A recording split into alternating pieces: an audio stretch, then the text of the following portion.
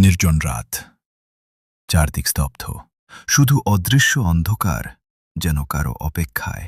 দক্ষিণাচরণ একা বসে আছে।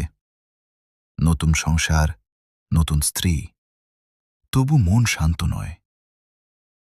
এই বাড়িতে তো এমন কেউ নেই। দরজা বন্ধ, তবু মনে হলো যেন কেউ ভিতরে ঢুকল। কেউ? দক্ষিণাচরণ জমে গেল। এই স্বর সে চেনে। তুমি আবার বিয়ে করবে? উত্তর সে দেয়নি সেদিন, আজও পারেনি। পায়ের শব্দ আরও কাছে, আরও কাছে। ও কে? আমার জায়গায় কে এলো? দক্ষিণাচরণ চিৎকার করতে চায়, কিন্তু গলা দিয়ে শব্দ বেরোয় না। বিদ্যুৎ চমকালো।